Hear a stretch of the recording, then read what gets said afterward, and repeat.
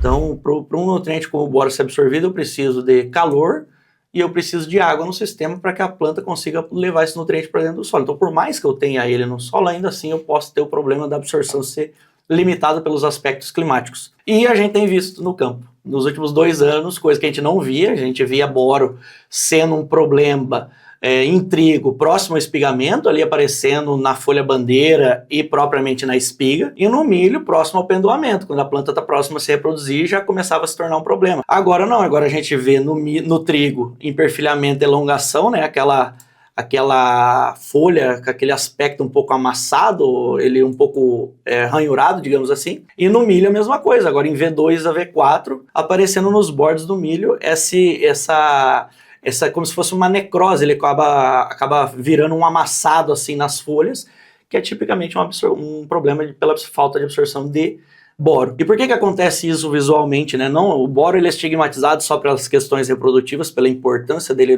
na produção, viabilidade do grão de pólen, retenção de flores, ajuda a encher o grão. O boro é importante também no enchimento de grão, junto com potássio, magnésio e o próprio molibdênio. Mas especificamente, né, por que a gente vê essas deficiências, né, esse dano na folha? Porque o boro ele é importante na formação, junto com o cálcio, na formação de parede celular. Então, por isso que a gente vê essa folha danificada pela ausência da absorção de boro de maneira propriamente dita. Então, o boro junto com o cálcio, eles são responsáveis, né, principalmente pela formação, ali no caso, o cálcio com o auxílio do boro, né, a formação de um dos componentes. Pense no rejunte entre azulejos, por exemplo, né? Então, esse rejunte seria o pectato de cálcio. Quando eu tenho, né, uma planta bem nutrida em cálcio, propriamente boro, eu tenho esse rejunte muito bem formado e, consequentemente, uma parede celular mais rígida e, obviamente, que suporte aos intempéries climáticos, que suporte ao ataque de patógenos, que suporte a qualquer tipo de coisa que possa vir a acontecer. Não que ela seja o diferencial, mas a planta vai ter uma resistência um pouco maior. Além disso, né, boro com essa casadinha com cálcio é extremamente importante para crescimento de raízes, né?